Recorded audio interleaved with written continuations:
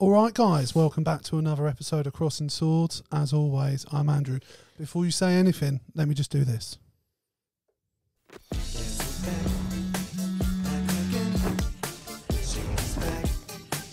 got a problem? Check. And for copyright reasons... You don't want to go on any longer, I understand. I was wondering whether I'd get a theme, because I noticed everyone when I was away, everyone was getting a theme. You can thank Leanne, because it was her idea. Houdini, isn't it? It's called. Yeah, I thought about, literally, I remembered it as you went upstairs to use the bathroom, if I'm being honest. So I was like, I know it's right. Don't give away all my trade secrets. People need to know I use the bathroom. Look, you're not Kim Jong-un. We know you use the bathroom. He wishes. But I just wanted to, and let's give you one of these. Why not? You know, I'm just trying, I want to build you up, You need to build me up. My ego, as we were talking just before I came on here, my ego's been taking a real hit. Do you know what? I'm here... Here for the healing. I'm here to build you. I'm here to be the wind in your back, not the spit in your face. And I need to be honest, sometimes you need a bit of both. Yeah. Let's just throw it out there. And look, you deserve it. You're amazing. You're incredible. You're handsome. Stop it. Can you tell I've missed you? Stop it. You don't have to stop though. Yes, I have. I can tell. No, I've missed you too. Bro, it's been ages. I've missed you too. Feels it. Yeah, it well, feels it I'll tell you what has made it feel like it's been ages. The news. Do you know, it's funny though, because at the same time, I felt like going forward, things are going to be bad in terms of content, because like what's been weird, and we're getting straight into it, I guess, is that like at least it feels like under Labour so far, it's been like there's adults in the room sort of thing, so we're not getting a new crisis every week, or scandal, or like they've been filling their pockets, or like we haven't got that. They've gone like a whole first month without major incident. And like, to be honest with you, we're not used to that. No. Luckily the Americans are stepping in, not just the Americans.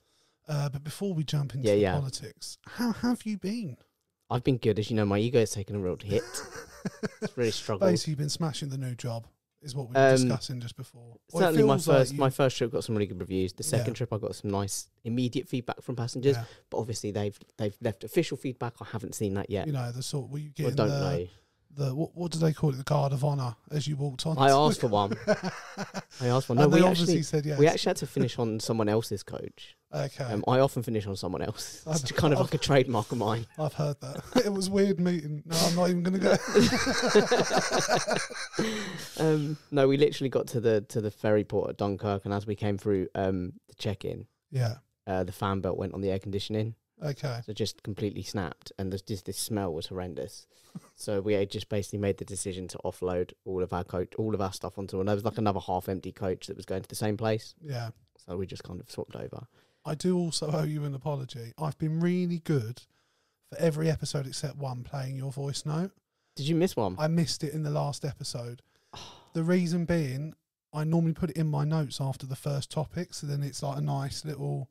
You do the first topic. Was it a good question as well? I didn't listen. I wanted to, because I've listened to all of them before, and I thought, no, I'll save it for the pod this time. So I didn't listen to it. Should we listen to it?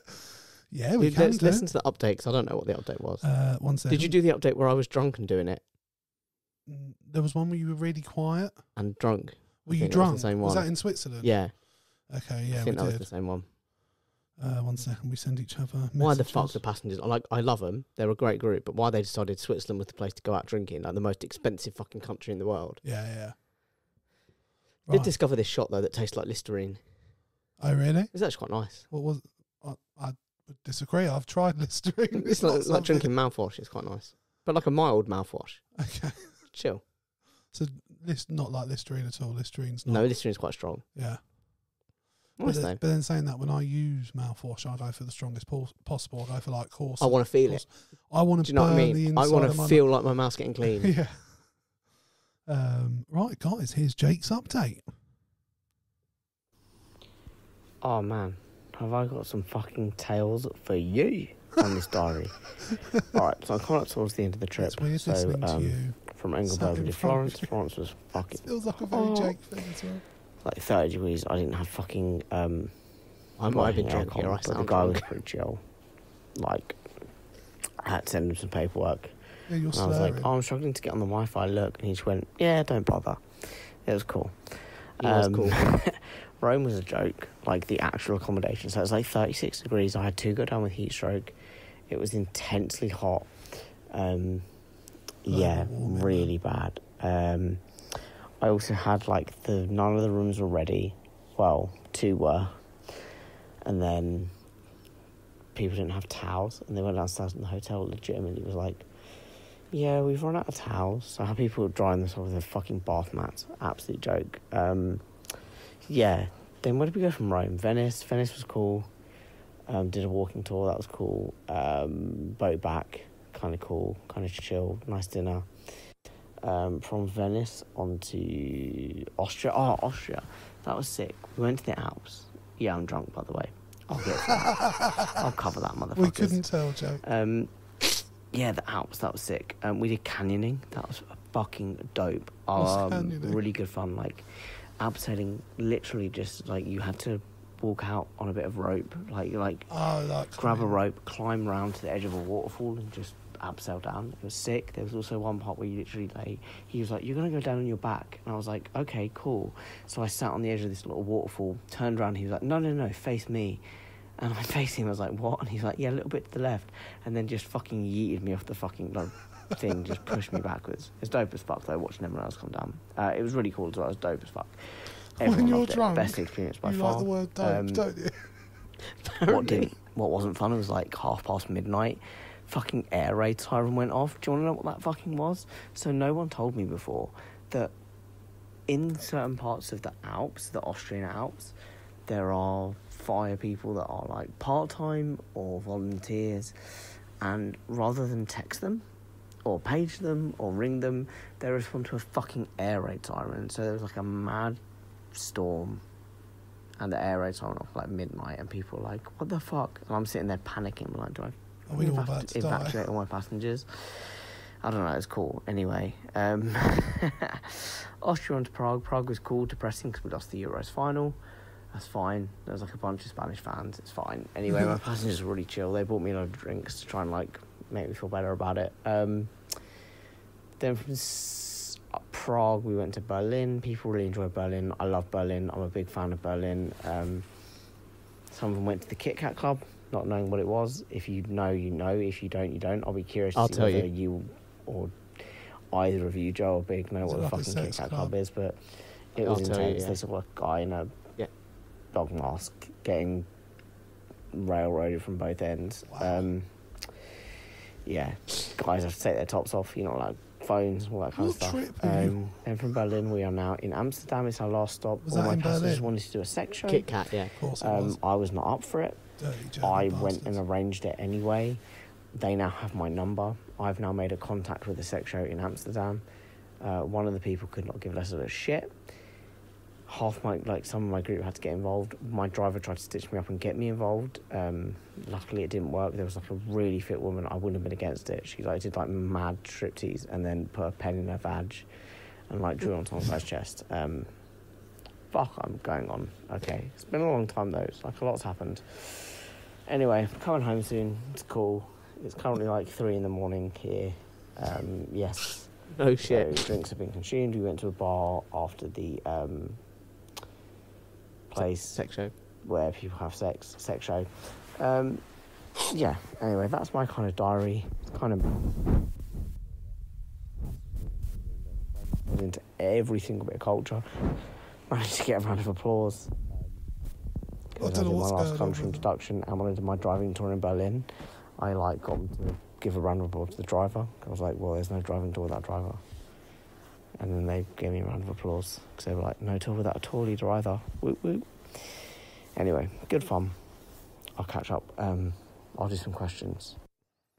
So I got back at like 3 a.m. and had this note on my phone that was like, record the thing. And you didn't even fucking play it. No. But we've listened to it now. How was that experience for you? I didn't go to the Kit Kat Club. That's not what it sounded like. No, I heard about it and it was very fun. Are you saying this because you literally just said she was really fit and you were up for it? No, that was the sex show.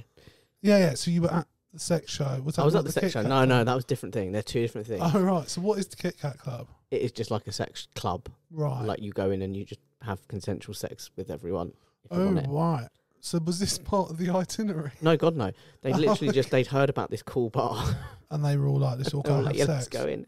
No, they didn't know it was a sex club.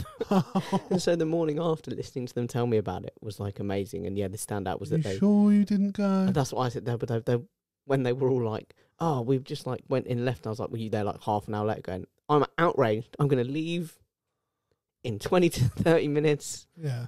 I'm going to have one more drink, maybe two, and then leave because this is disgusting and I'm outraged." But the dude in the dog mask getting done from both ends, that was like the one that they all remembered. Was that a part of the itinerary? Not on mine. Not on my paperwork. And where was this? Was this in Germany? That was as well? Berlin, yeah. What is And wrong then the with sex shows in Germans, man? Amsterdam. Got to keep that off the books though. You can't let anyone know about that. What do you mean? If they find out I'm taking people to sex shows, I'll get fired. Oh yeah. Yeah. Probably not a good thing that you're talking about on the podcast. Yeah, that's why I don't think. Oh, that's It's not nice. ideal. Have you not been advertising? I didn't want to take them. It was only because literally every single one of them said, "Let's go." Well, that I said, "Well, let me organise aren't you one for technically you." off duty at that point? Yeah. Well, no, because I did get him for free. How did you get? What, they all paid for you? Well, no, they all paid, and then I was like the one who'd organised it. So me and my driver Oh, so you set it all up for him. Yeah. By the way, we're just making your confession complete. just nail it in there. Right, okay, well, we'll move swiftly on from that. As you were drunk, there's a good chance you won't remember what the questions were, isn't there? I seem to remember thinking it was a good question. Should we listen to it and we'll answer the question now from past Yeah, Jake? sure. I will just say this though. I was going to ask you how you found my questions, but I know Alex didn't seem to be a fan. The thing is, right, you did 2 animal-themed ones in a row, and it tried was to more keep- or less the exact same question. No, it wasn't. No. The first one was, what would you give each home nation as a national animal? Oh, was it? And then the second No, one what was, was it? yeah. And then the second one was, if you made up your own country, what would the national No, animal because be? each home nation has a national animal. I know. No, I think I was that part of the same recording. Was I setting it up though? Was I saying each home nation has a national animal? What would yours be? No, I think it was like the continuation of the questions. You were like, what would you choose as the national animal? And if you like... No, I think I just name asked what the... Oh, I don't know what episode it was or when you sent it. Otherwise, we could go back and check the tape. Same. So should we listen to this one? Yeah, let's listen to this one. This is a good one, I think. Okay, so this is partly You inspired by sound the fact somehow drunker. like where I am and where I've been. If you could change sex for a day, like 24 hours or even 48 hours, fuck it, let's ball. If you could change sex for 48 hours, would you? And if you had to change sex for life, would you? How would you feel about that? Like, you're not just... So that's like a 2-part question. 1, if you just were the new sex. And then 2, I guess, if you were But yet you're transgendered, adamant you know what you which asked. is a completely different experience politically currently. I don't remember that. But, yeah, if you could do it for just, 24, 48 hours, would you? And if you had to for life, how would you feel about that? Do you know what? I have this vague Enjoy. memory. I have this vague memory of being like, oh, that's going to be real Insightful. thought-provoking. Yeah. And, you know, it's going There's to be a a good bit. political delve deep on sexism and stuff. Yeah. What I ended up with was a drunken rambling. I do apologise. I liked it. It's a very 3 o'clock in the morning question. I feel like listening to yourself has humbled you a little bit. It's got real 3 a.m. vibes in it, that question. That sitting at a bus stop waiting to Yeah. come home question. We should do a drunk podcast at some point. Yeah. Or like a drunk and stoned one, or drunk or Or, stoned yeah, one. or 3 drunk, stoned, drunk and stoned. Yeah. Okay. I mean, that's pretty fun sometimes. It's quite a delicate balance. But Yeah, you've got to, if you go too far, Yeah. shit. Yeah. But as you can see there, I went too far. Look, you've done a good time. You've been I out had on, had a you've good done a time. good night. I You've been had to had the a good sex time. club. That was You like went to the Kit Kat club. did not go. I don't think I want to go to the Kit Kat Club after hearing in-depth personal reviews. Imagine also awkwardness. So what's going on in there? Imagine if I Is just it literally just you sex just in walk every in, room? people having sex, yeah. Imagine if I walked in, or imagine if my passengers walked in and then just sort of like clocked me and we just sort of made it look like, all right. Yeah. I don't know if I've ever told you this story, and forgive me if I've ever said it on pod before, but I worked with someone once who met a girl online, went on their first date, and it's going well, and she was like, I was going to go to this party, do you want to come with me? And he's like, yeah, cool. And then he's like, they get to this like block of flats in London, and they're quite nice. It's quite a nice block of flats, if you know what I mean. It's not like a block of council houses sort of thing. And they get to the door, and there's a bouncer on the door, and the guy's like, it's 50 quid each to get in. She's brought no money, so she wants him to pay. Nah. So because he's like, oh, I want to impress her. It's the first date. She's attractive. It's gone well. He does it, and then it becomes very clear as soon as he goes in, it's a sex party, like a pay-to-enter sex party. And like you walk in, he's like, you go down this corridor, there's a hallway, and he was like, to cut a long story short, they end up having sex in one of the rooms, and then they're back in the living room, and she's like, I'm going to go have a look around sort of thing. And he said he found himself stood next to this stark bollock naked bloke next to the hot dog stand that was in the living room, and they're both eating hot dogs and just chatting. And he said he left it like an hour or so, had a beer, and then just left without her. Yeah, that's a first date, isn't it? But like, could you imagine if a bloke did that to a woman on the first date? It's got different vibes. It's got the same vibes. It's creepy, I think. It's creepy. But it does show how far men are willing to put themselves in danger to... I mean, he's basically paid 100 quid for a shag. Basically, yeah. And for her to... And that's the difference, you see, because then I'd be messaging her the next day and being like, just about that 50 quid you owe me. That was the rude part of it. I thought even more was that she took him there and was like, yeah, but you're paying. So he paid for her to get banged by him and other men. Yeah. I'm sure those other men are grateful. Sure she's grateful. How would you feel if that happened? You got a back blown out.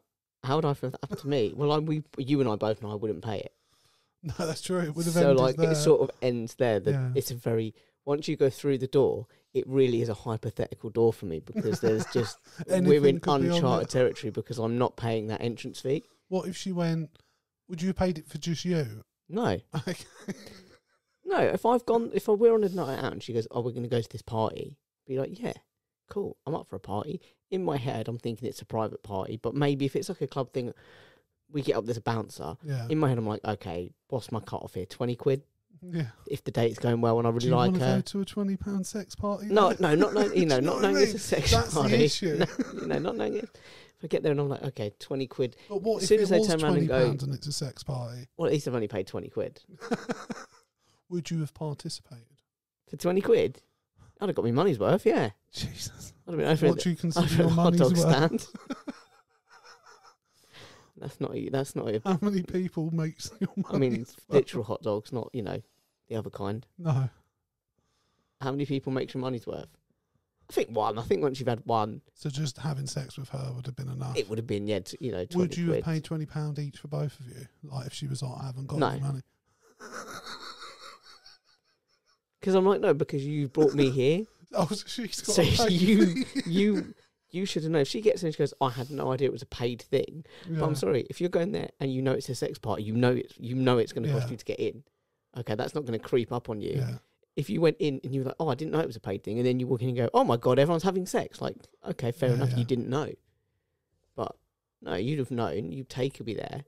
Give me a... do you know what? It would be more insulting to me.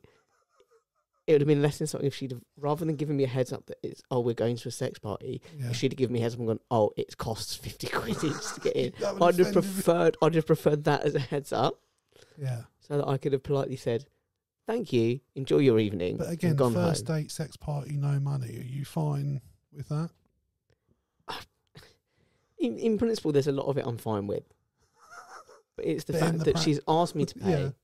She's not giving me, Well, not just asked, she expected. And look, I love the fact that there are like kinky people in the world. Yeah, like look, they're not causing anyone any harm. I love the idea. I love the idea of trying to find someone to match your kink. So I'm all on board with saying to someone relatively early on, even first date, going, look, this is me. I like you. I want it to go on, but this is who I am, and this is a part of me. Yeah. I'm all for that. But you can't just spring it on someone. you kind of got to give them a little bit of heads up. I just And you can't make them fucking pay 50 quid. Well, 100 quid. Yeah. How do you feel about it? I think it's awful. If it's you. I think the whole thing is awful. I think it's very presumptuous to... I mean, like, look, if you want to sleep with each other on the first date, like, all power to you. Or even if she'd have, at the bar, said to the guy, like, look, I know of this sex party. Do you want to come with me? Yeah. It's going to cost £50 per person. Exactly. I can't actually afford it, so I know it's really cheeky, but I promise you we're going to have a good time. So it's sort of the... You know, you're laying it out there what's going to happen. If the other person's cool with it, then... Yeah. But I even think, though, if it was the other way around, even just the suggestion of it would be seen as quite sinister if it was a man. Do you know what I mean? I don't know, if the date's going well... I mean, maybe I've just been a bad dater. I've never been on a You've date. never taken someone to a sex club? I've been on dates... You've been on dates to sex parties? No. I've been on dates with women that have, at the end of the date, been quite clear about where they would...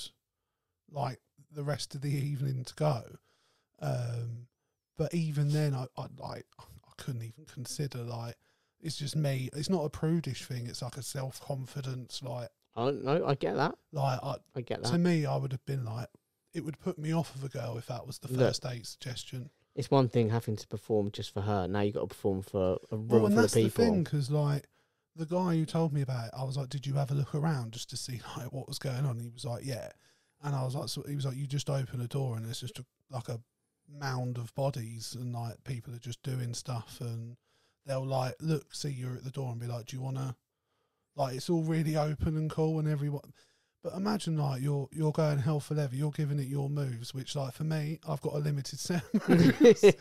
And someone walks in and they're like, yeah? And the girl says yes. And then you're suddenly in like, no. You got to imagine my moves are like playing with a broken PlayStation controller. You know, there's very limited buttons you can push. There's very few actions that you can actually get out of it. Yeah. I mean, look, it gets the job done. There's no combos going on. There's no. No. But yeah, no, I don't. I just resent pain. Yeah, I think we're very different people, aren't we? Like, I'm just like, oh no, I couldn't dream of it. And you're just like, I'm looking at the bill. It's the money. You're like, oh gosh, this is just. You're a bit more Hugh Grant. And it's like, gosh, crikey, first date. Oh gosh, I mean that's a lovely I like pair. To be wined and dined. Do you know what I mean?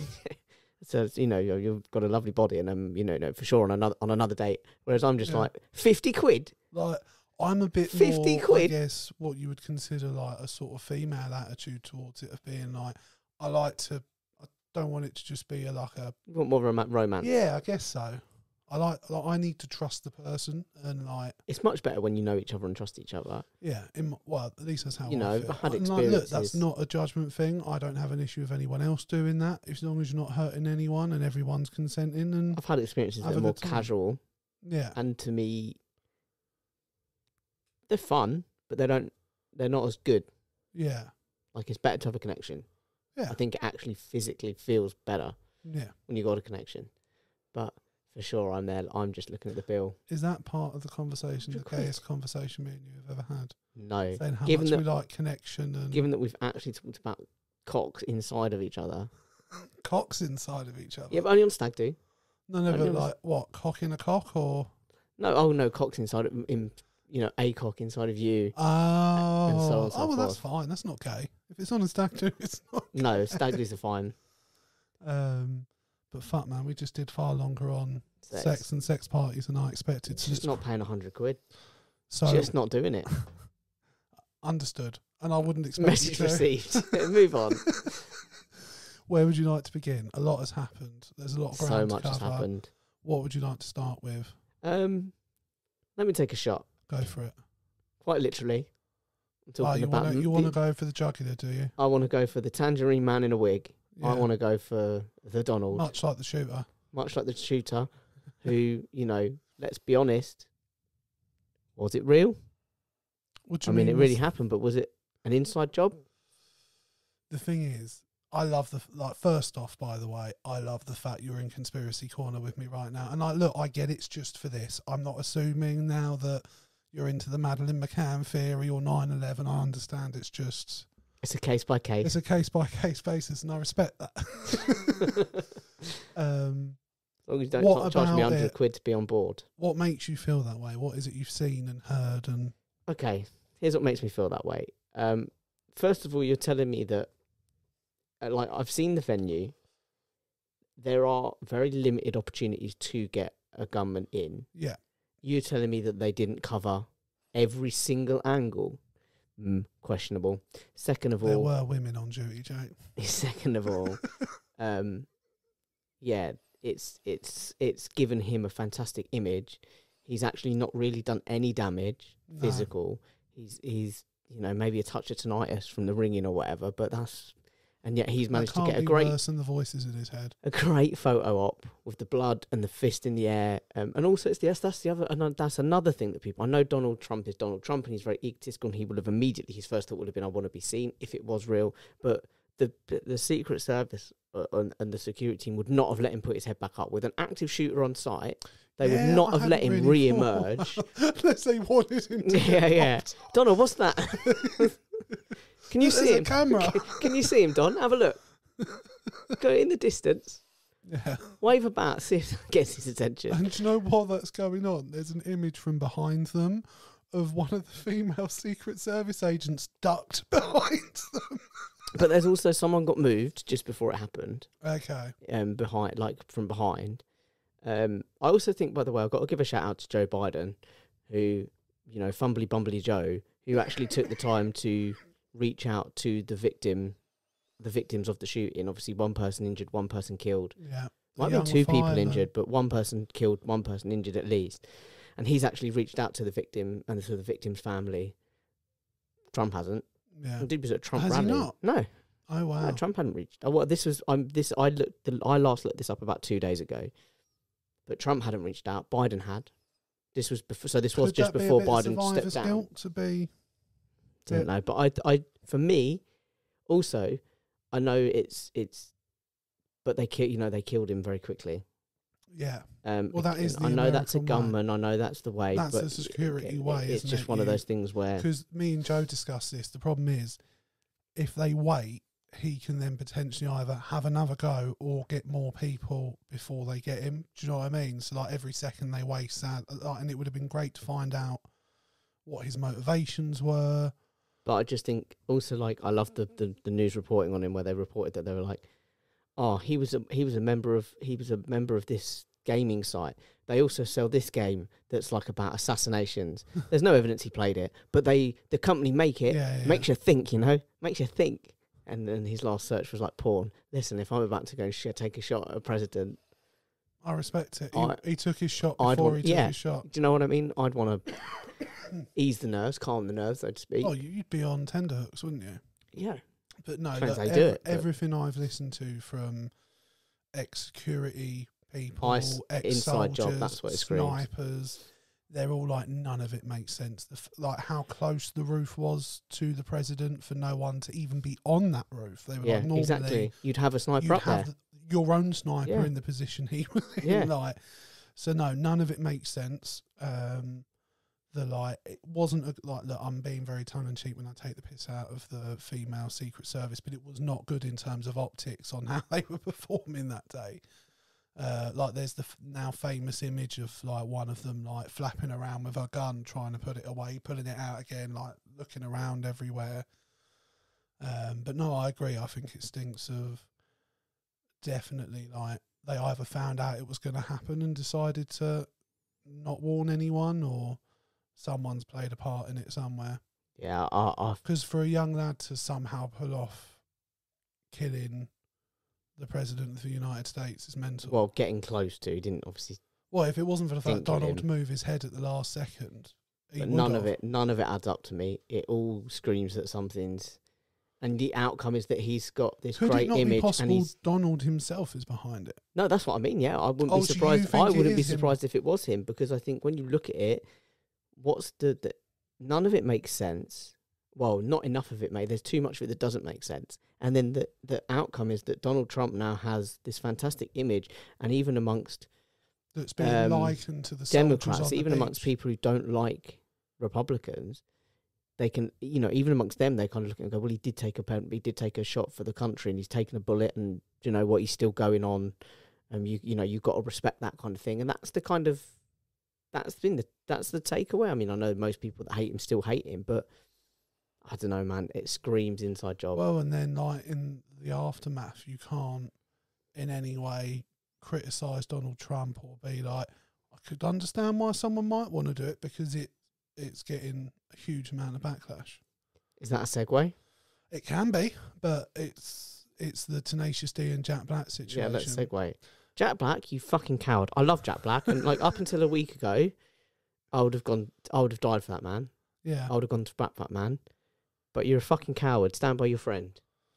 It's funny because I posted online a clip of just me and Joe talking about the situation, and people have been commenting saying the reason they had to cancel the tour was because insurers pulled out of the tour, that because they're now at risk of being under attack from right-wing lunatics. Which is fine. The venues are now not willing to But insure don't throw your event. bandmate under the bus. No, look, I agree. I think it looks really bad. What it looks like from the outside for me is that he's chosen his own career over mainstream career over what he's created with Carl. And quite frankly, he could have they could have constructed some kind of statement together and gone, look, Carl comes out and says it was wrong, and Jack says, at the time I didn't know how to respond. I was a bit taken back, but I obviously don't condone it. Like, fine, and then you move on. Yeah. Don't come out and throw your brother under the bus like that, man. That's not cool. No, I agree. It's in the bro code. Just stand by your man. Yeah. Do you know what I mean? Stand by your man. No, Gotta I'm with listen it. to Like, I Dolly. fucking listen. It's dirty. But I'll clip that bit of you going, Jack Thanks. Black's a coward. He is a coward. Honestly, Although, can I just say something?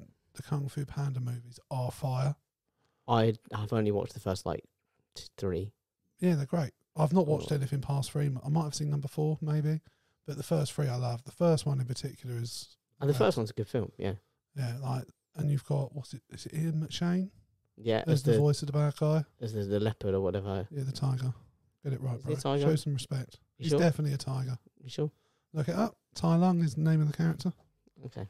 Tai Lung Okay. I'm going to look it from up. Kung Fu Panda. In my head, he's like a snow leopard. He's definitely pale, but could he be? Mate, you've just put it in my head now because he's pale. Maybe he is a snow leopard. I think he's a tiger, like a Siberian tiger. Tai Lung, the formidable snow leopard. Oh, Fuck you, motherfucker. damn it! Do you know what? My ego didn't need feeding, did it? Well, look, it's very on brand for me to be the idiot, so I'm fine with it. Well, I think, according to the comment section on TikTok, we're both guilty of that. Yeah. Both guilty of being And I'm idiots guilty and of- part of the mainstream. Well, someone nailed it with their criticism of me in one of the recent videos. They were like, "This guy can't stay away from a Chinese takeaway." And I was like, Who can? I was Who like, "It's can? I've responded and was like, "Mate, it's my favourite." I love a Chinese. Yeah, it's the best. Do you know what I had while I was away? I had one of the best pastas I've ever had in my life. I'd hope so, being in Rome and Venice. Yeah, it was in Rome. And the pasta in in Florence was really good as well. Yeah. The pasta in Rome was this What was it? mushroom. Normally and- quite simple. It's like isn't it? mushroom and truffle thing. So I never normally pick truffle. It was like one of the specials. Me and a friend I was with, we were like, should we just get one of the special pastas and a pizza and just split it half and half? Fuck, it was good. It's insanely good. Yeah. That's neither here nor there, though. We're talking about brotherhood and respect and standing by your man, Yeah. which Jack Black hasn't done. No, he hasn't. What do you make of it? Just think it's shit. I think it's really poor. Like, for me, I'd rather be a rock star than a movie star. If you were giving me the option, so like for me in that situation, I can stick with my mate and like continue touring. It might have to be in smaller venues for a bit, or we take a break until everything calms down and then we go back to it. But yeah, I think it's sad he's chosen his movie career. Yeah, just at the it's not even like he's chosen his movie career at the expense of His Carl friendship. Gass, Yeah, which is not cool. no, I wouldn't do that to you. you Something makes you think you might. If you threatened Trump's life and people came for us, I'd be like, no, you're taking both of us. Also, I understand, like with the internet and stuff, it's going to reach the audience that you don't want it to, like the right wingers and stuff, and the staunch Trump supporters. Yeah. But for every single person in that audience, him saying like, "Next time my wishes don't miss," or however he phrased it, that everyone in that audience at a Tenacious D show would have been like, "Fuck yeah." Well, that's it. And like, I think Joe said to me that like no one's going to not go see them because of what happened. No, you know their what I mean? core audience is not. Yeah. And I They just aren't. They're affected it's now. just really weird because I said to Joe, like, they've been on like the alternative silly side of the music industry. They've never been mainstream. So for him to like walk away from probably what made him successful in the first place is quite sad as well. Yeah, I don't like it. No. I don't like it. Speaking of something else I don't like, to go back to politics for a moment, like, to take it back a couple of years, I think when Kemi Badenoch first poked her head above the parapet and became like a frontline politician, the first time I listened to her, I was like, okay, she sounds all right. She doesn't sound as bad as the rest of them. Couldn't have been more wrong if I tried. Then she carries on talking. Yeah, and like she did, I don't know what they were doing, but they were in the Commons and she was addressing, for some reason, Angela Rayner, and basically being very patronising and being like, they've made you the fall guy, you're not going to be able to achieve any of the things you're promising. And like from the side of things of like how she was explaining the procedure and stuff, I'm like, I bet that is exactly what it's like, and they're not going to be able to achieve half of what they want to. But it didn't come across well. She never does. No. Every time I listen to her now, I'm like, oh. She comes across like a woman who, and I don't like. I hope you agree You're going to with say me, something misogynistic, aren't you? fucking women, they just don't know when to stop. No, I genuinely, she comes across like a woman who doesn't believe anything she's saying. Like she's saying it just because Like she knows she's it's saying what it like people she's wanna almost hear. like she's reading a script. Like she Does sounds it well though. She sounds like she's almost unsure No, see, of the stance she's taking. it'd be interesting to see what you thought of the Angela Rayner thing. Like, maybe I can send you a link, because the way she talks in that, for me, I was like, oh, you're quite nasty, actually, aren't you? Like, you're not a nice person. Like, and you could tell she was getting laughs and she was loving it. Do you know what I mean? But the worrying thing is that she's currently the favourite to be the next leader of the Conservatives. There ain't a good one. No. I mean, You pick another one and go, the they least might be all right. offensive option is probably Tom Tugendhat, but he's not going to become leader. Yeah, exactly. Depends what direction they go in. Sadly, I think they're going to go to. I think they're going to try and position themselves centre right, but I think they're going to end up on the right. What, much like they did Yeah, for their I think premiership? they're just going to repeat what they did, but just in opposition. Maybe. And the other rumour is that Suella Braverman's potentially going to, because basically I haven't listened to the speech, but she did some sort of speech in America where she basically sounded unhinged, and because of that speech she's now basically out of the running for leadership. Like, I think she's still in Thank the God. running, but the general consensus is most people in the party are like, if we try and put her She's in one of the charge, she's going to do damage. It's a hell of a title in the Tory party, in their history, and certainly in their recent history as well. But she's one of the most despicable people I've ever come across in my life. Totally. Absolutely abhorrent. For Not a me, single bone of morality or decency or kindness or love inside of her. I think she's done what you're saying Kevin Badenoch's done, but Too far. to the as far as you can take it. I think she's completely sold her soul for position and power. Yeah, well, whatever she's done with it, it's damn sure she doesn't have one. No, Not anymore. no. How did you Despicable feel person. about the general election result? Because that was, I got to say, it was so weird, and I said it to you by text, that the moment we'd waited for like, No, I it wasn't felt like here. the entire podcast, and you weren't here. Did you get to see any of the coverage, or did you follow it at all? So we were in Switzerland that night, and I literally had all of my passengers jumping up and down. I got them all to shout out, "Fuck the Tories." Love it.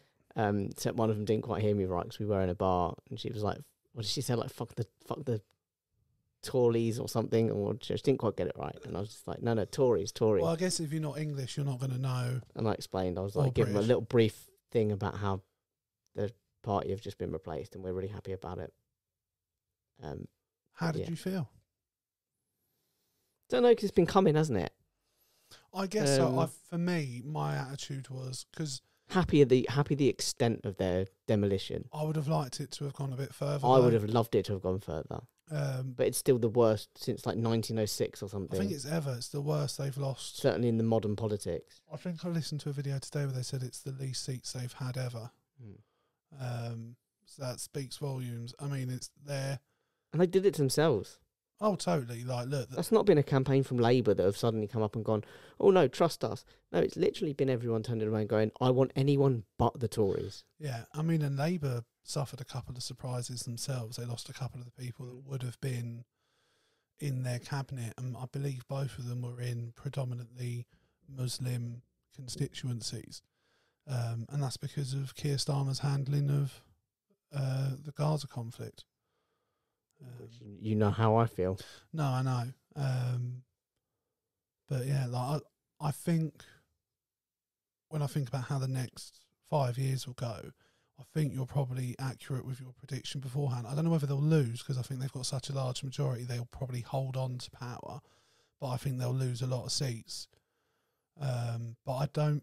I've listened to a lot of stuff, whether it's about housing, the prison system.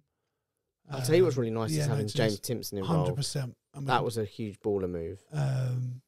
But like, there's not an area of the country where we're going to be, or he's going to be willing to go far enough or spend the money it's going to take to fix things to the degree we need. And to be honest, for some of it, just throwing money at it isn't going to fix it either. I'll tell you what I liked, and I don't like him, but I did really respect Jeremy Hunt's speech. I don't know if you saw it. About the passing of peacefully passing power. Peacefully over. passing, and the things that stood out that he said the first is when the people say they no longer put their trust in you, you have to be humble enough to ask the question of why that is in order to try and rebuild that trust and to start that process. He says, so that's something that I have to do and that the party has to do. And the other thing that he said that I thought was really respectful almost, but also at the same time it's like, yeah, that tells me that you were playing a bit more party politics than personal politics at best, if that is what it tells you. Is that he said that he hopes that the Labour Party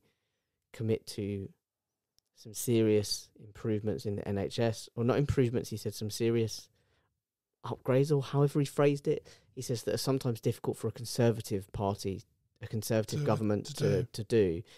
So what that says is that reforms. So he's like, he knew that the reforms were needed, but he knew that his party were never going to provide them. And he accepted the job anyway. Yeah.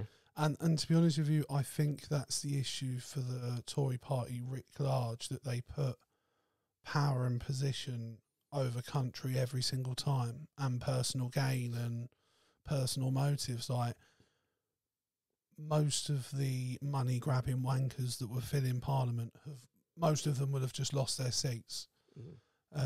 And the ones that remain won't, in my opinion, have learned the lesson. I think the fact, like, I appreciate what Jeremy Hunt said, but it also makes the fact he was a part of everything that just happened for the last 14 years even worse for me. He says he knows. He knew the entire time, and like everyone else, chose not to give a shit. And I know in the past, like, I remember us following him when he was battling the leadership election against Boris Johnson, and we listened to him in a debate, and we were both like, actually, he sounds like a decent bloke. So perhaps in a sliding doors moment, had he become Tory leader, it would have been a very different I will country say this, though, party. it is, and I don't think we'd have had the same result if Boris had been in charge.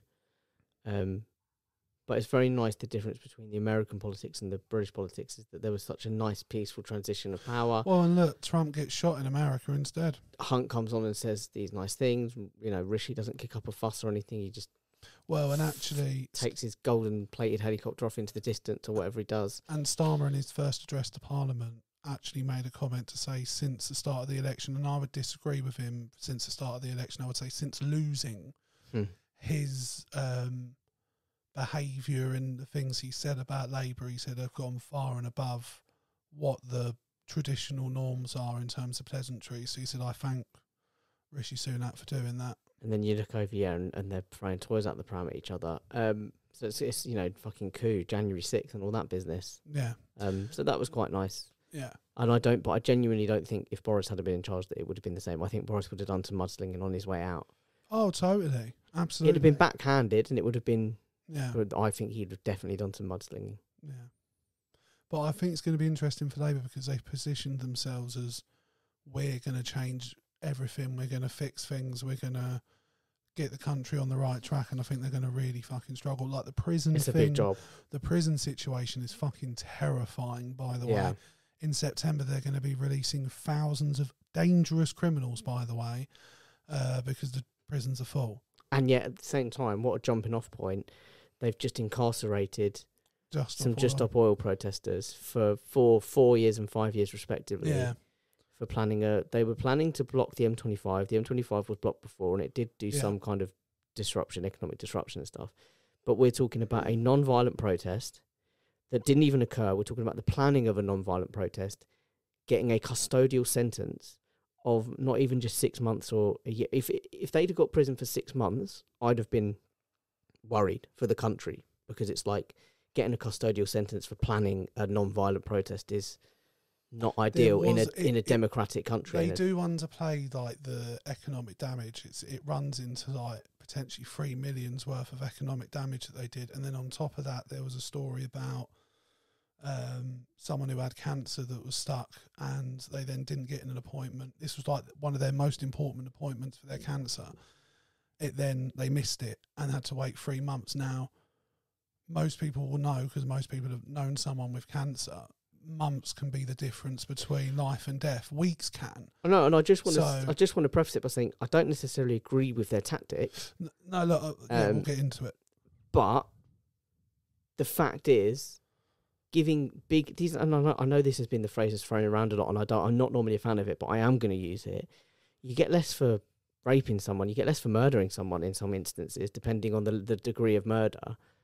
You get less for taking someone's life than for just planning a peaceful protest. In a democratic country, in a properly democratic country, you do not get jail sentences for non-violent protests. For violent protests... the thing is, it's a very broad spectrum to describe it as a non-violent protest, because of course it is a non-violent protest, but that removes the influence it had that day and the damage, well, not just that day, the lasting impact it had on things. But equally, the point of a protest, and this is where I'd go, like I said, I don't necessarily agree with that, but my big argument that I always have when everyone goes, well, can't they just do it nice and peacefully over there? It's like,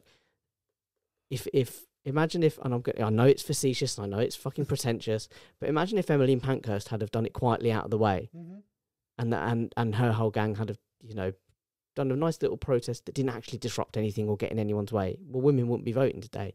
Imagine if all the black community, imagine if Rosa Parks, I know it's really facetious and pretentious.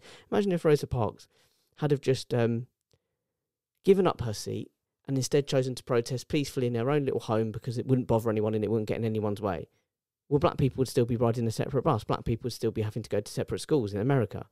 Never mind that. Imagine if the workers back in the sort of late turn of the Victorian era, imagine if they'd have done their protesting in a nice, peaceful, quiet way, and they didn't really want to disrupt their employers or anything. Well, we'd all be working 7 days a week. We wouldn't have days off. We wouldn't have legally mandated, restricted working weeks and stuff.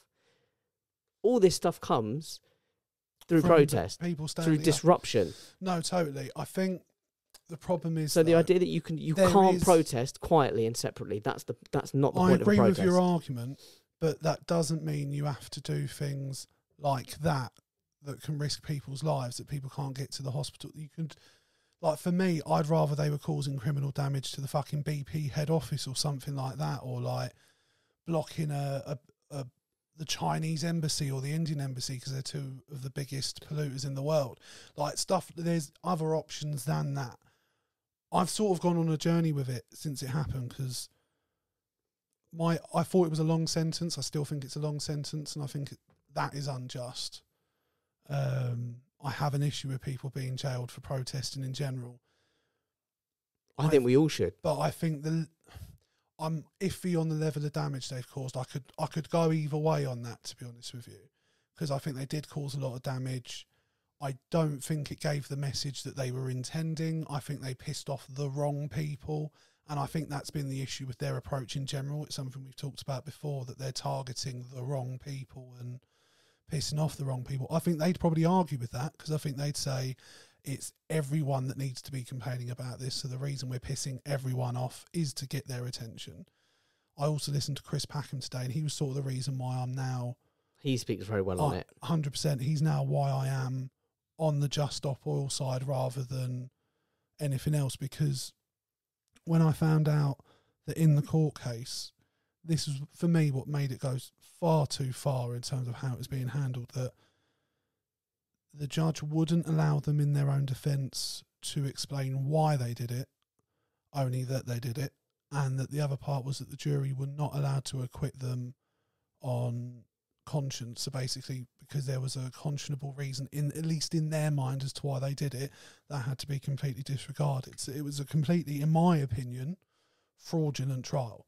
Because it would be a lot. I was talking to Joe about it this morning, that, say for example, you're a wife that's getting abused, beaten, maybe even sexually abused by a partner, and after God knows how long of putting up with it, or even in self-defence, kills the abuser, for them to then go to court and be told by the judge, you can't discuss the circumstances that led to you doing that, only the fact that you did it. It would be a sham. There is an instance of that happening in America. I think her name is Cynthia Brown. Really?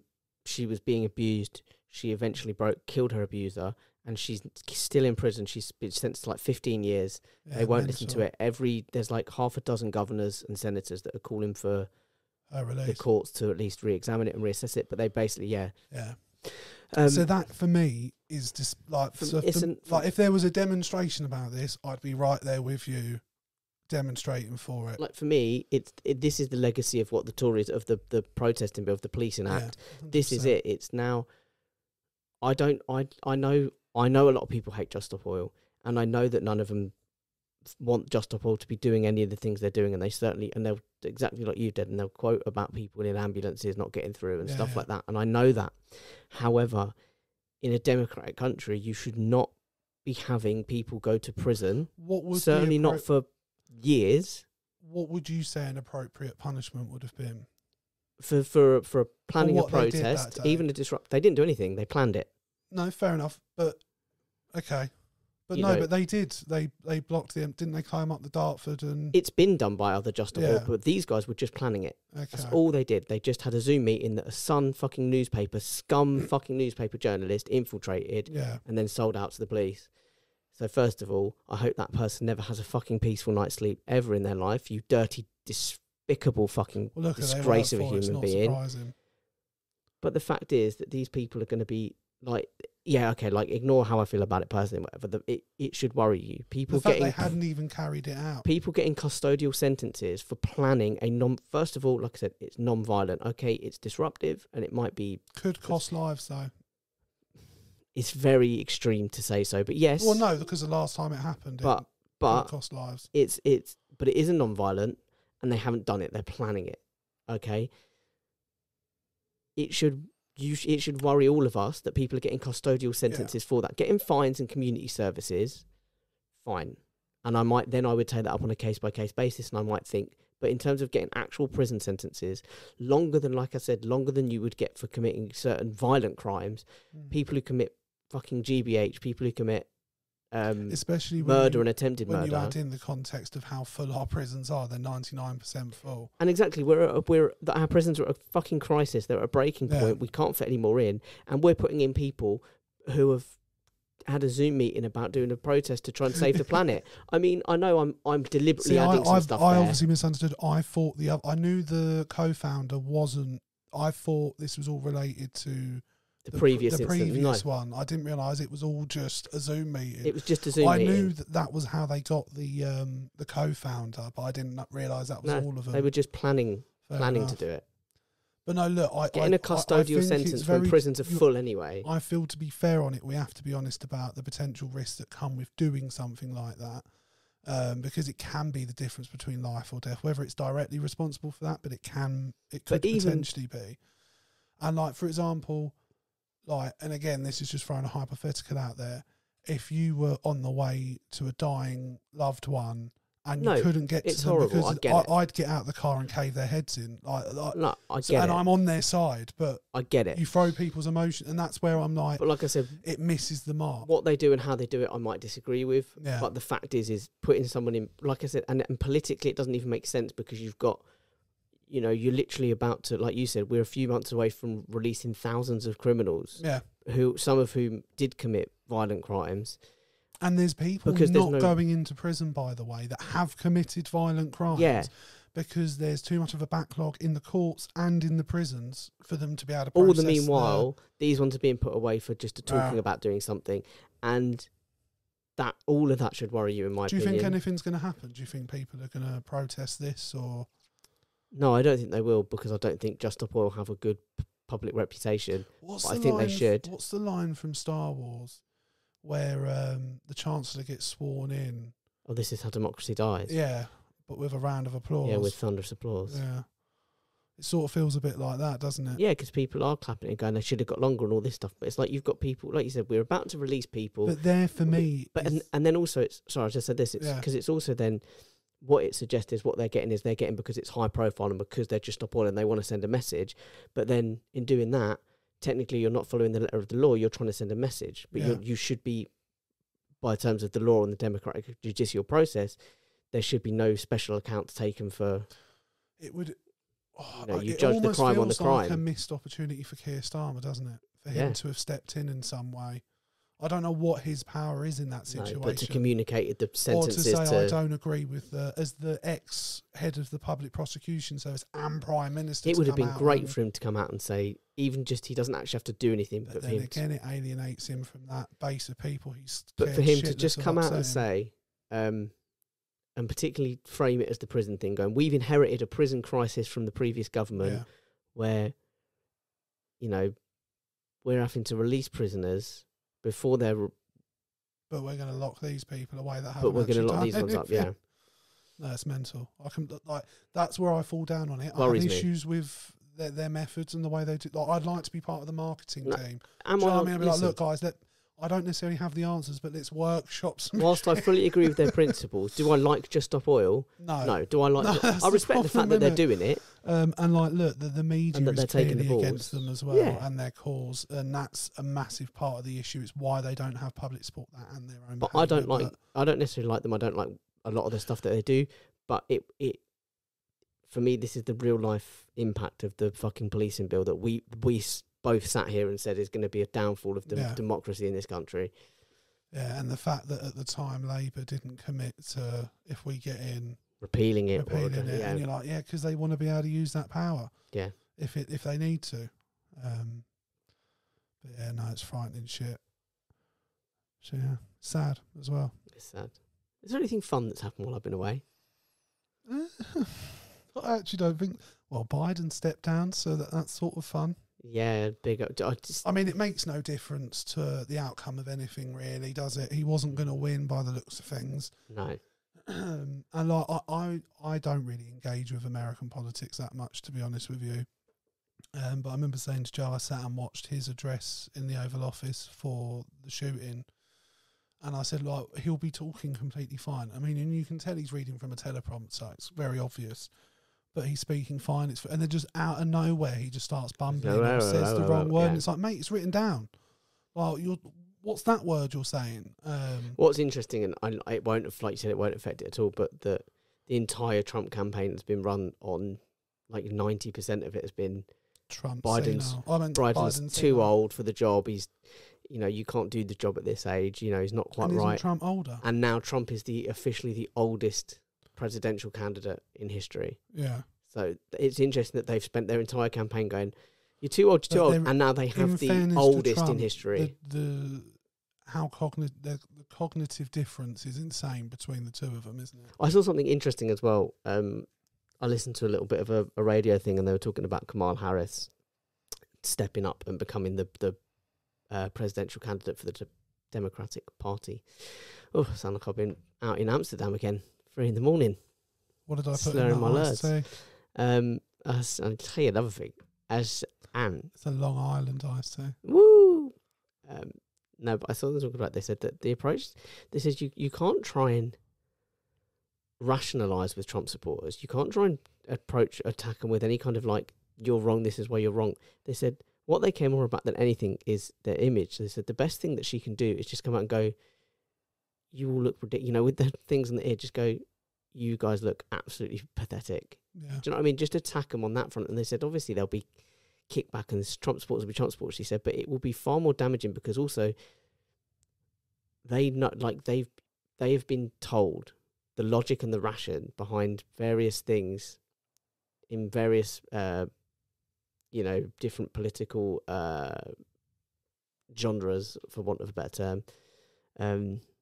What is it like when a politician makes a particular promise? This is our A commitment. But it's like a pledge. But in a manifesto, what do you call them? They're like pledge. A pledge. Yeah. Okay. Well, they're like on various different issues and stuff. They know how to deal with it. They dig their heels in. They turn it around and they throw back their own cockamamie shit. Well, like if you just attack them for being silly, yeah, they don't know how to deal with that. No, they don't know how to respond to that. They might shoot you. That's the only problem. Yeah, well, that's. And like I said to Joe last week, one of my issues with... Can I just say, I know you mean your sister, but for a second there it sounded like you were talking about Biden. No. Because I see we've just been talking about... I don't have Biden on speed dial. I said to Joe Otherwise I'd have got him on the pod, mate. I was talking to Joe about this whole thing. But I feel like... Because there was a lot of comments made about the fact he used the terminology bullseye in a speech not long before this happened.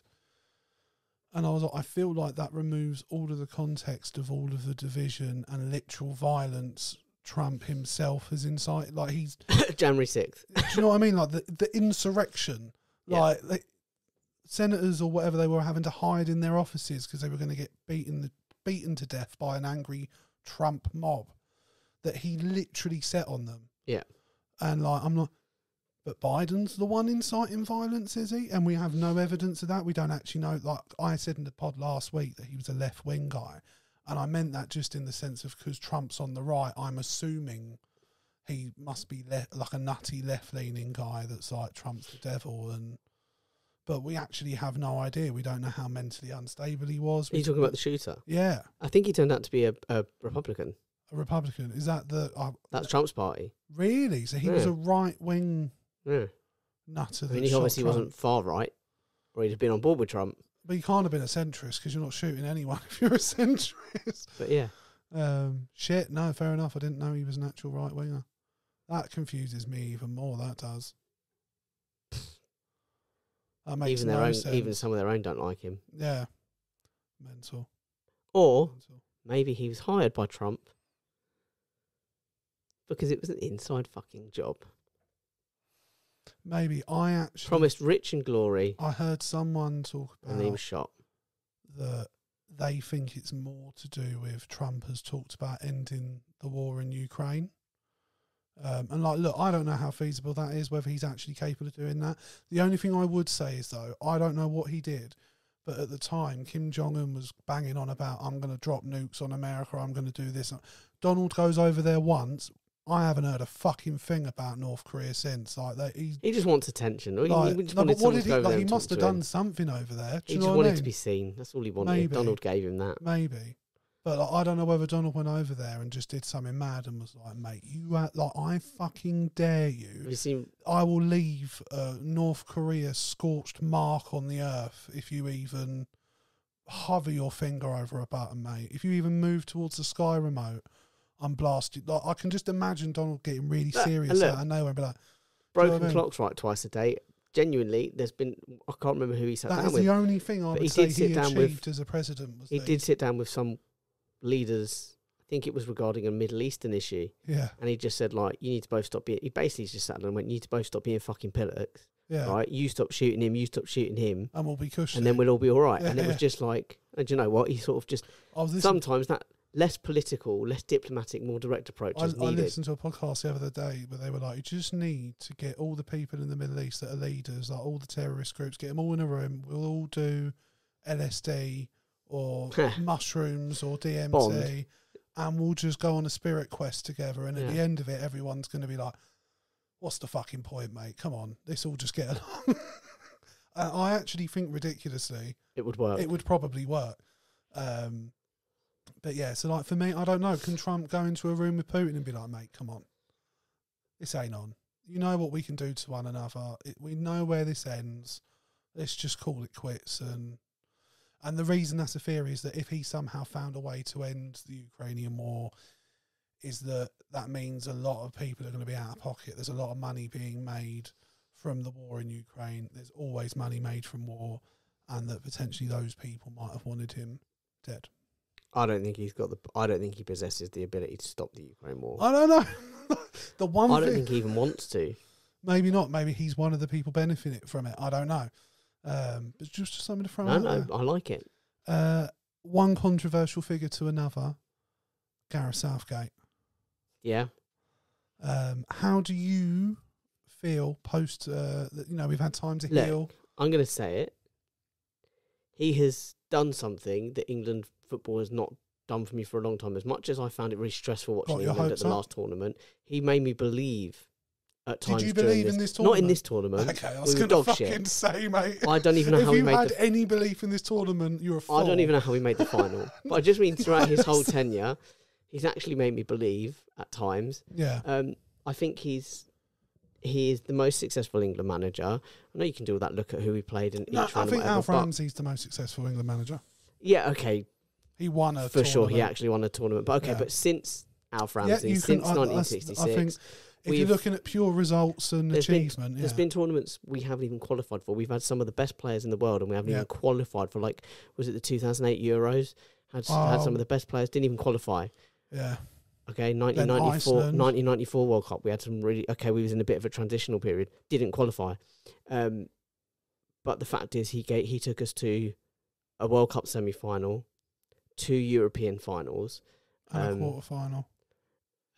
He got us. He won us a game on penalties, a knockout game on penalties. That's something that you never see in our lifetime. That's just not happened. I remember that night against Colombia. Colombia.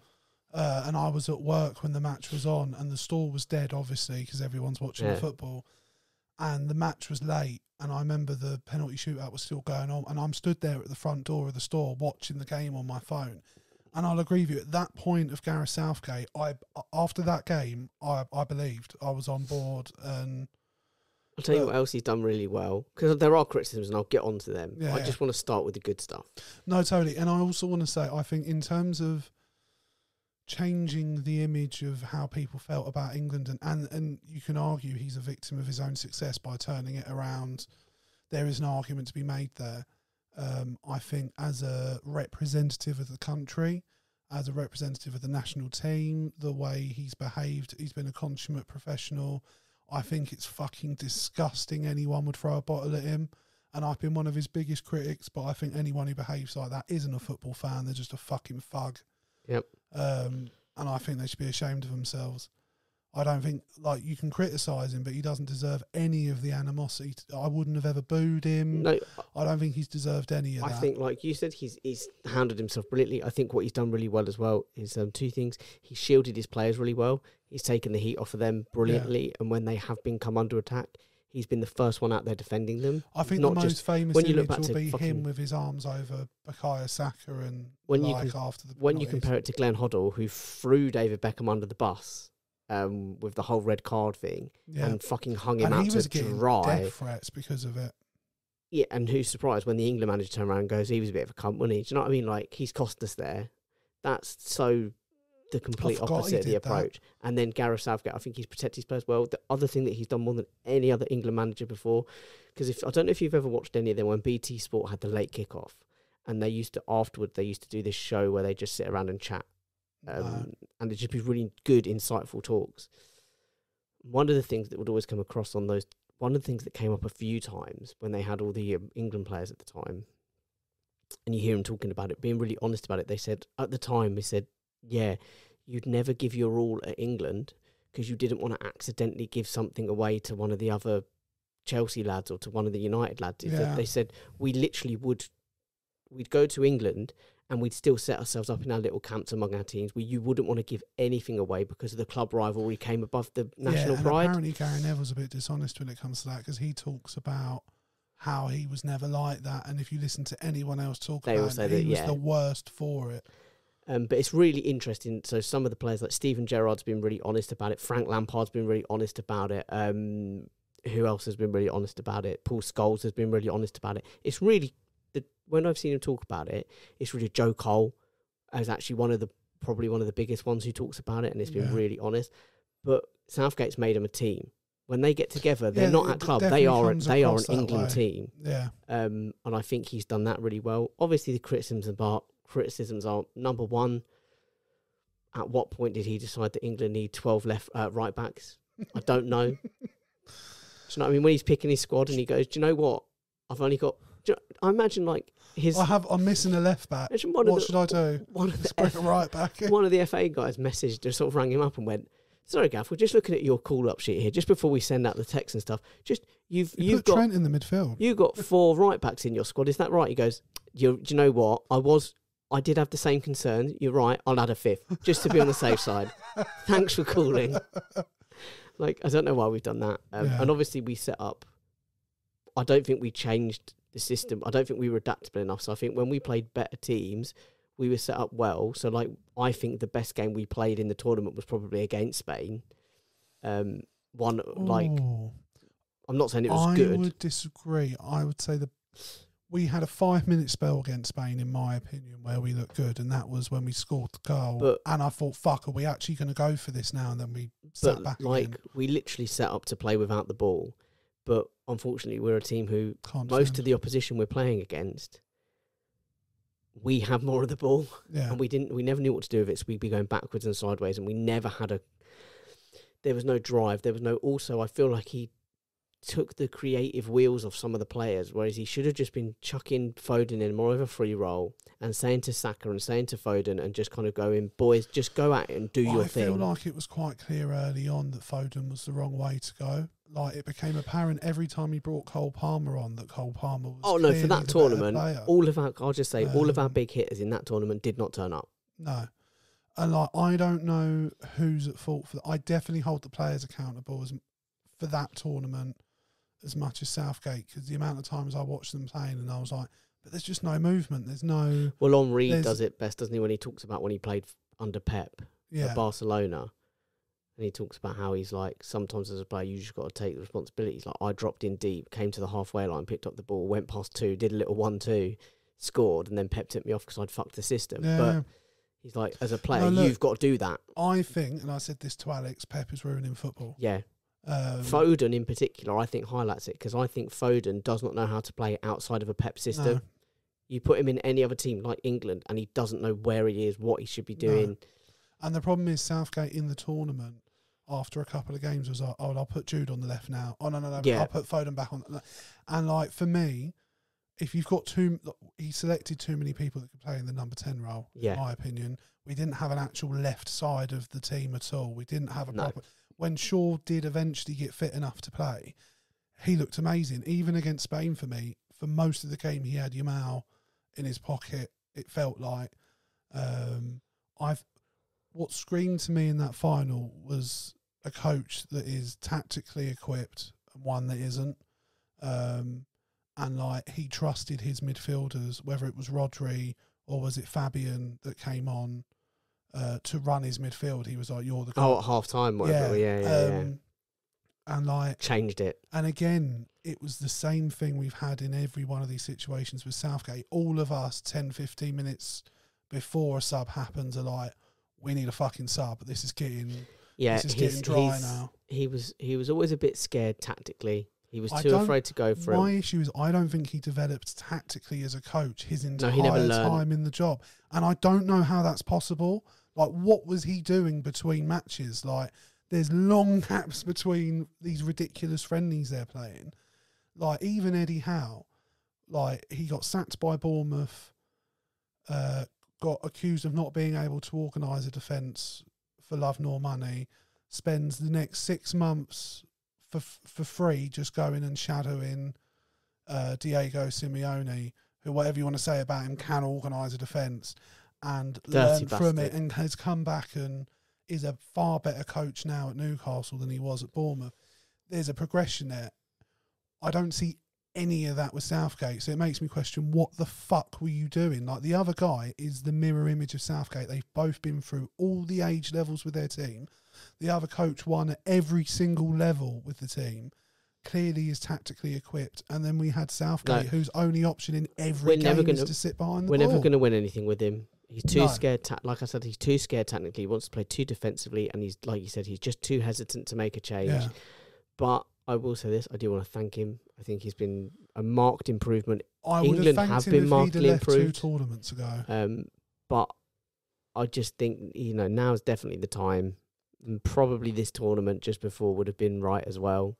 I think he should have left before Qatar, personally. The end. I think at the end of Qatar. Oh, well, semantics, I guess, but yeah, I didn't even watch any of it, so. So yeah, I definitely think. Look, I want to thank him, but the time is done. Time to move on. I think he did all right. The problem is, there's not there's nothing that comes to mind where I'm like, we played really well in that. Do you know what I mean? In none of the, well, no, that's probably unfair. The Colombia tournament was probably the one where I got most. Russia. Was that even the first one? Was that the first tournament? Yeah, that he played. That he managed, yeah. I think that's probably the last one where I really believed. Maybe the one afterwards, because that was the one against Italy, wasn't it? Yeah, the Euros. Yeah, so maybe those two tournaments, I was invested, I believed, and I think at the end of those tournaments, I was like, if he can learn tactically, we might have a chance. And like, what blows my mind as well is going into that tournament, we have the best midfielder in the world, like undisputed. It's inarguable. Jude Bellingham's form going into that tournament was the best player in the world in this position. Harry Kane had scored God knows how many goals for Bayern Munich last season. 1-0.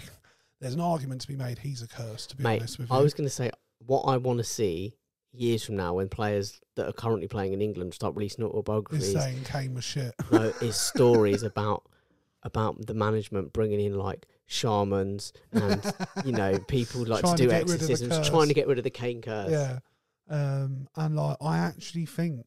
I mean, no, look, I think he'll win something at Bayern Munich this season. He has to. No chance. But man is cursed. If he boy is doesn't, cursed. There's almost a part of me that feels sorry for him.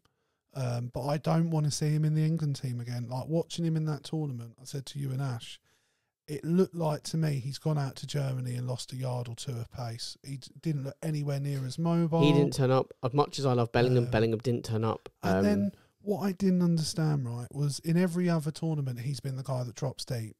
And like I've heard people arguing that that's the way you need to go if you're going to play Kane up top, which probably, based off of what I saw in this tournament, is probably right. But the one time he says to him, you stay up there, just doesn't support him with anyone. No. At night he got completely abandoned up there, but at the same time, wasn't doing anything. The minute Watkins came on every time, you were like, fuck, we've got now a there's a bit striker of on the lightning. pitch. Yeah. Do you know what I mean? And I think that, I think Kane's at the point of his career that if he's going to play at like that pace, it can't be up front. He's got to be deeper in the team. So no, it just depends on what system you want to play. He doesn't fit the system that we were playing. Maybe if we'd have seen some attacking play, might have been different. And also, he is cursed. He is also cursed. Like he's literally. He also doesn't turn up in finals. Like but to be fair, as a Spurs always player, carrying an injury. Spurs player is very. But when he's got to a Champions League final with Spurs, these are all new to him. Do you know what I mean? But no, he's gone to fucking route. I think Munich. He's going to go down as the shittest all-time scorer a nation's ever seen. They've won like 11 Bundesligas in a row or something, 12 Bundesligas in a row since Dortmund turned it. They've not gone a season without a trophy for like 20 fucking years. No, 30. Was it 30 years? 32 years? They've won at least one cup, at least a Mickey Mouse Cup. He turns up first season, Do you think nothing. He's looked himself in the mirror at any point and gone, "Is it me?" Oh, he has to. Would you not? Would you not be looking at it? If I'm Harry Kane and I've gone to the most sure thing you can go to and end up with empty hands at the end of the season, other than the golden boot. If all my coach turns to me and says, "I think look, you need to keep your head in the game. You need to see a specialist." I'm not going to a sports psychologist. I'm going to the fucking people who are going to get rid of curses. I'm going to. I'm getting in contact with a pope. I'm driving out to the Romani Gypsy camp. I'm going to look for the oldest woman there. So you need to break this curse. With me. Yeah, do whatever you need to do. Break this curse. Have you got any people in mind you would like to be the next England manager? It's interesting. First, the names aren't the most inspiring. First of all, I do have an absolute favourite. I have two. Go on. Is one of them a joke one? They're both joke, technically, sort of. What about Daichi? No, Daichi not. I would love Deitch. I just love the idea of that gravelly voice being the one that's leading on. Deitch is the most Mike Bassett-y, isn't he? Yeah. Deitch is the most 4-4 fucking 2 and all that. Like, just get it up the pitch. Yeah. Benson and Hedges, all that business. Let's train with imaginary balls. I really like Dyche. Yeah. Do you know who the two are? Like, first of all, Allardyce has a great record. Okay. Second of all, he's too busy drinking pints of wine. Second of all, I would, Neil Warnock, well worth it. Do you know what? Not as the permanent, but as like a temporary. If we got some friendlies coming up, Neil Warnock's going to be in charge for the next few months until he appoints. It's that the story resurfaced the other day of what, his wife having a dream?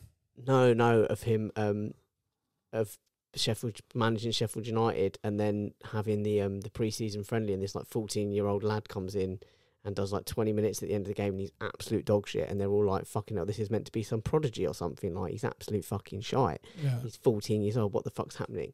And then the players found out a week or two later that the kid's dad had done some painting and decorating for Neil Warnock, and rather than pay him in cash, he promised to give him 20 minutes in a pre-season friendly. Like, stuff like that. That's old school football. To be honest with you, that's the sort of thing that got Allardyce sacked. Do you know what I mean? That old school football I yearn for. Thank God Neil Warnock never spoke to the undercover sheikh. In a world of football that's moving towards silly made-up statistics and... What, like XG? And yeah, and this press and that press and this system and that system. I want to go back to that old school time. Harry Redknapp giving the bloke getting the bloke on in the pre-season friendly because he was giving him shit. I want that. I want Lamana Lawar. I want Ivan Camp. I want Benjani. Yes. Steed Malbron. When you look back at fucking goal of the season. John Onorisa thundercunting it in from 50 yards. Breaking Alan Smith's leg with a shot. How good were goal of the season compilations 20 years ago? Epic. Like dirty little runs. Gary Speed. They all just volley. Yakubu. Fucking hammering it. The Yak, mate. The Absolute beast. Nwanwu Kanu. Yes. I mean, even just like 10, 15 years ago. Even Crouchy. I miss seeing Crouchy. It was more the celebration, but, added by your. Yeah. And then running up the other end. You know what? He's goated just for the celebration. All of Henri's goals. Yeah. Gerrard and Lampard used to be able to smash them. Yeah. I think Gerrard's a fraud. Just piss off the Ash and the Scousers. I'm fine with it, but the goal of the season used to be so much better. Insane. I'll say it. One of my favourite ones, I saw it again the other day. Do you remember Pappy Cisse for Newcastle? Was it with the outside of the foot? That absolute Defied weapon gravity. of a shot against Chelsea. I still don't know whether he meant that or not. Do you know what I mean? Because he had like two, because he had another one that was like a volley or something in the same season. Demba Ba. And Demba Ba, yeah. Oh, mate. He showed up, Steve Gerrard, for being the fraud that he is. Yeah. Don't slip my guy. On his fucking arse. No, but listen. Football's got away from what it used to be. But in all seriousness, I think England are going to go... They're going to go the same route as Southgate. They've already kind of hinted at the fact they're going to go into... The problem is... hiring the younger youth managers. I have an issue with that, though, because I feel like... And the only person I'd feel comfortable with if we're going to do that would be Howe. Because at least for me, I've seen that he can develop as a coach. Do you know what I mean? But they're going to go, it's going to be Boothroyd, or it's going to be, who's the other one that's managing down that level? That Watford knobhead. Who's the other one that's... is it Lee Carsley? No, he can't. Lee Carsley, do you know what? Fuck. Let him in. Let Lee Carsley do the job, the fucking holding midfielder from Birmingham. I said, it would be so... it might not be Lee Carsley, it might have been an old Everton player. No, I think it might be Lee Carsley. Honestly, for me, it would be so much funny. So we're going... A.D. Boothroyd. A.D. Boothroyd is the one. Because he's under 21s, isn't he? And then there's the under 18s or whatever. But it would be so funny. I don't want A.D. You know, where Southgate's kind of saying to him, like, look, when I was playing in the European Championships, when I missed that penalty, all this and that, I'd love Lee Carsley to be going, look, when I played in the FA Cup third round in Alfreton... Part of me felt like... Shots at Alfreton. What do you think of the people calling for Jurgen Klopp? Nah. I don't think he'd do it. Nah, but he's on holiday. In a world where he was willing to... If we're going to go foreign... Not a German.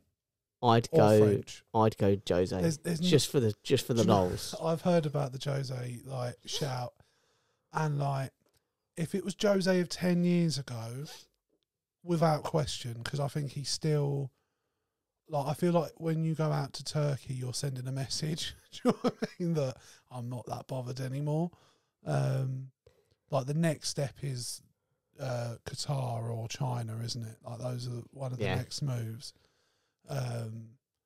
But there's an argument to be made of his limited exposure to the players lessens the risk of Jose's behaviour upsetting them.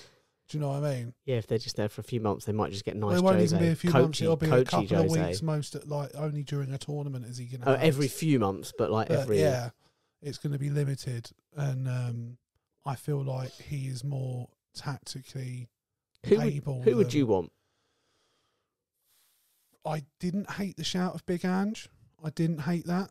I loved his response, by the way, when he was what did he say? put to him. Like Sky Sports asked him, they were like, a reporter asked him, about this rumour about you being linked with the job. He went, I'm not going to do the accent. He just went, oh, mate. He said, I went for a nap this afternoon, so I've no idea what you're talking about.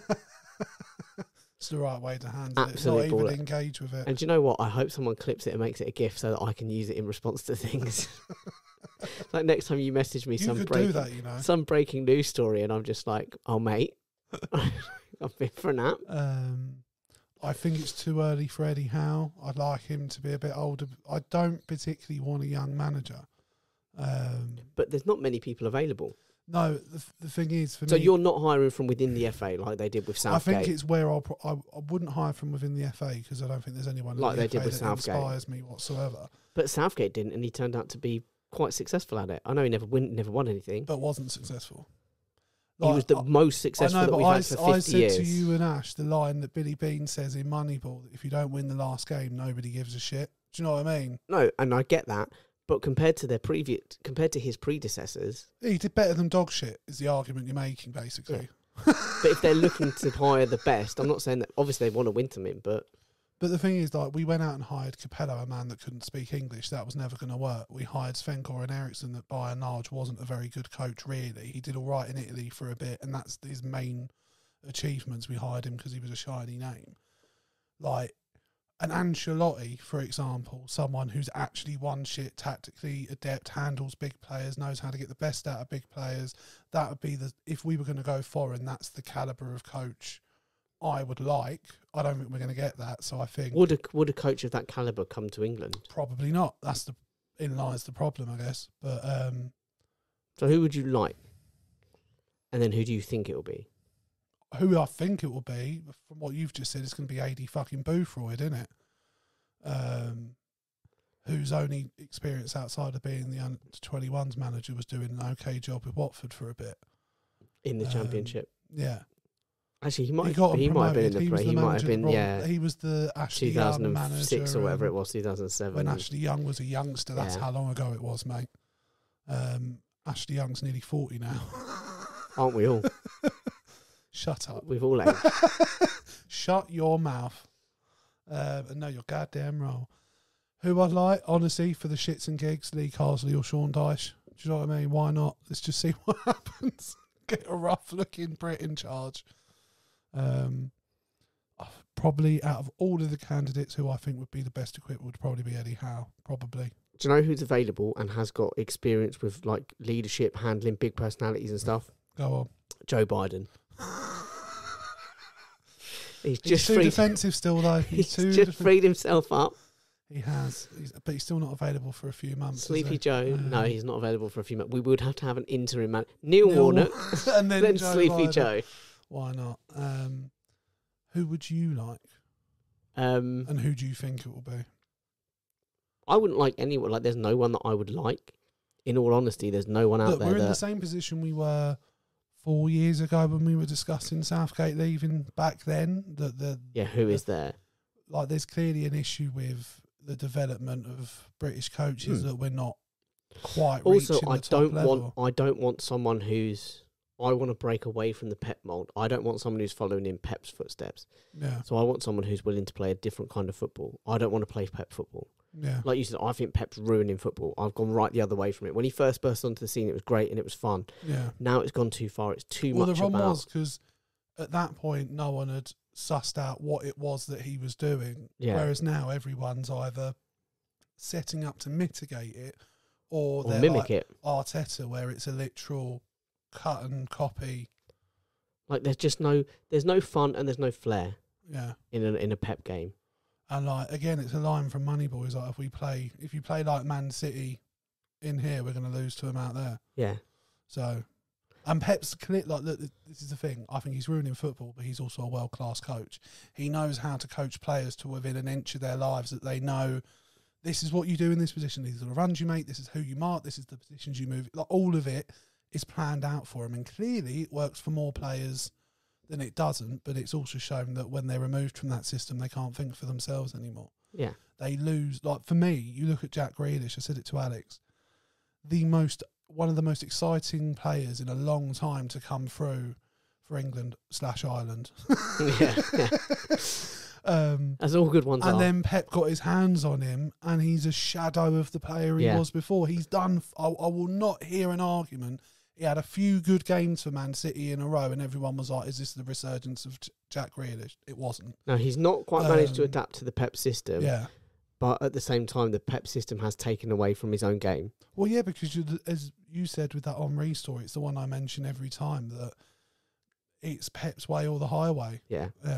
So you only, if you want to play at his level and for his team, you either make it or you don't, I guess. Yeah, no, I don't like it. And the problem is he's allowed to fail as a coach because he's at clubs rich enough to just get rid of them and bring someone else in. Yeah. So, But for me, there's no coach out there that I think I'd want.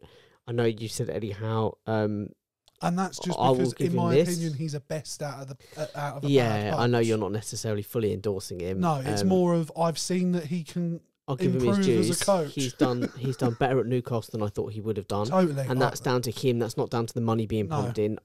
From the off, before they had a chance to start throwing money at it, he He did was immediately getting came round and he turned performances Joel out Linton of and he was like, players. "You drop back into the midfield." Suddenly, there's a and player. no one saw that. You know, he started getting performances out of Almira and And and all kinds of who's stuff. that? Like Who's the Murphy winger? He's got a twin. Yeah, Josh Jacob Murphy. and Josh. Yeah, like all of a sudden they were players. So. Yeah, so there's no doubt that he's shown that he can do something, but I've not seen enough of it to make me go.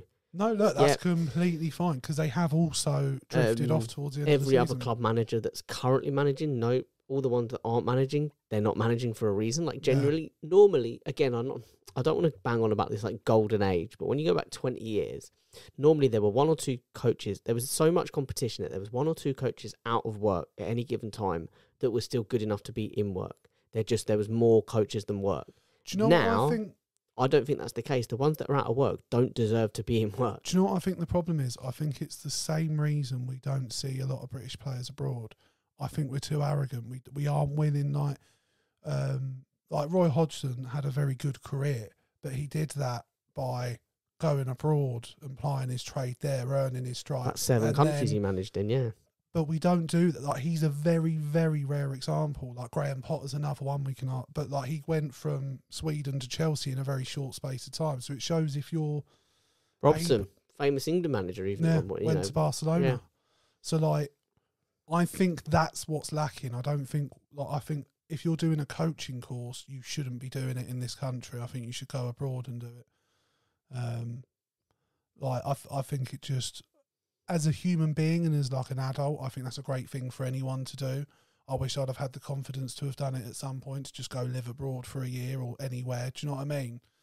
But I think that's a massive part of it. And I think they're not getting exposed to other forms of tactics. They're just within what they are. And like, for me, there wouldn't have been any shame if Gareth Southgate had spent the last 8 years like going around different clubs and just watching. He might have, I don't know, but he clearly didn't get much from them. But I will say this, I was just caveat that when I say 20 years ago there were managers out of work, I wouldn't have wanted them for the England job. No. They were just good enough to come in at a lower Premier League club and do a job. Yeah. Now, I don't even think there are those. But I just don't think our coaches make it to the top level. I don't know what... I think that's all sorts of issues rolled into it. I think also English players probably get paid as a percentage probably more than most other nationalities do, so they then don't need to do it as much, if you know what I mean. There's no one coming through this exciting. No. Is there? There's no one out there that you go, God, I hope they become available. Yeah. Probably, I mean, as much as I hate to say it, probably Klopp is one of the ones that's sort of burst on the scene in the last few... I know he's been 10 years rather than the last few years, but he's probably been one of the ones that you'd go, oh, yeah, he's quite exciting. But and I feel like he's the only German in the world Brits could get behind as the manager as well. Yeah. Like, and I'm not a big fan of Klopp as a person, but as a coach, I think it's undeniable what he's capable of. It would be interesting. And at least he likes to attack. Yeah, and it would be nice to see what he then did with an England squad. But It'd be great. It would be great to see the likes of Saka and Bellingham pressing in a Klopp team. I must admit that, and having when we've got the ball, he'd have got his hands having on the break finally as well. Yeah, but taking the breaks off when we're on the ball and going, boys, you are world class footballers. Go and be world class footballers. What frightens me, if we hire another manager in the mould of Southgate, it's just going to be a rinse and repeat. We're going to end up with an inexperienced manager that's not tactically where he needs to be. Unless they show tactical progression, unless they come in, if they can learn from Southgate's mistakes. For all I know, Boothroyd could come in. Boothroyd might have been sitting at home doing exactly what we were going, make the change. Play this system, make the change, I pray for the sake of England fans, and I include myself in there, because I'll be honest with you, I found this tournament the least disappointing tournament, because from the get-go, there wasn't a moment where I thought we were going to do it. The 5-minute period after we scored against Spain, for a moment, I was like, oh, if we continue like this and within 5 minutes we stop playing like that, and we just sat... And I remember literally watching Cole Palmer and Ollie Watkins up top. They were just chasing something, and they looked back and there was nothing. And you were like, okay, this is how the rest of it's going to go. And they ended up just sitting back with everyone else. And you were like, there's not a lot. And that, for me, sums up what life under Southgate's been like. Good chat. I mean, I've enjoyed it. No, me too. I think we've done a pod, bro. The first one back. Yeah, cheers, my man. I missed you. And if Lipton's do want to you're back sponsor us, for there's just nearly a month now. Not quite a month. I really enjoy my Lipton's peach tea. If you do want, I also enjoy the lemon tea, the iced tea. Are they not? No. Oh, let me hide the branding. Yeah. I enjoy a generic brand tea from a can. Yeah. Others are available. All brands endorsed. But you're back for at least a few weeks now, aren't you? From what I remember. Oh, well, I'm going on holiday. How dare you? I'll be around. I'm going in the middle of the week, coming back in the middle of the week. So there's... Okay, when is it going away? There's chances. When? Yeah. I'm going from the 1st to the 8th. So it's like a Wednesday, I think. Okay. So I might need to get a guest in that week. We'll make it work. Okay, no worries. Look at me. Look at me. You're the captain now. I'm the captain now. I'm back. I'm the captain. Look, if you want to take control of it all, be my guest, my man. You'd love it. I would. I'll be that spit in the face that sometimes you do deserve. Jake, I'm about to gesture on the screen and you're going to do the socials. Are you ready? Oh, it's been a while. Okay, hang on. Okay. All right. Okay, go. Line? No, okay, I'll do it. Where you can find us at Swords Crossing on Twitter, CrossingSwords_podcast on both TikTok and Instagram. You can also find us on Facebook just by searching Crossing Swords. Okay. You can also find us on YouTube. The link to each episode will be in the description of the episode wherever you're listening to this, or you can find it by searching Crossing Swords and the name of the episode, or even if you just search Crossing Swords Podcast, we will be the first ones that come up. If you are going on YouTube, please do leave us a like and a subscribe. Just watch it 10 seconds. Literally, the algorithms don't care that you've only watched it for 10 seconds. If you leave a like and a comment and hit that subscribe button, you can mute the notifications. You don't have to get told when we're releasing episodes. We release them every Sunday anyway, so you know they're coming. But it doesn't make a difference, but it makes a massive difference to the algorithm and to us. Like, genuinely, sometimes we put stuff out, and what I love, we've spoken about it on the episode before, is that people come in and just give us absolute shit. Yeah. And what they don't know is that every time they comment and give us shit, they're driving the algorithms up, and they're giving us more views. They're going, who the fuck are you? It's like, well, thanks to you, more people actually know that than did before. So if you like us or dislike us, comment, like it. It makes a huge difference. Whether you're listening to it, subscribe to it, review it. If you're following us on the socials, repost it, retweet it. Head to TikTok. It literally costs you nothing. It's free. Head to TikTok. That's at CrossingSwords_podcast. Find us there on TikTok. Take the post, take all of our latest content, and just give it a little bit of a share. Give it a little bit of a boost, a little comment, a little like. It really helps. A little bit of love. If you show us your love, we'll continue showing you our love. You know what we're talking about. Yeah. And the doctors advised me against that for a little while. But once it's all cleared up, I will show you my love. And my love's all cleared up already. Yours is good. It's pristine. I've heard that. Thank God Leanne was getting desperate. I haven't got the sound bite ready. It doesn't matter. It's too late. It's too late in the day. But guys, thank you very much for listening. It's been good to be back. It's been lovely having you back. And we'll see you next time. Bye. Bye.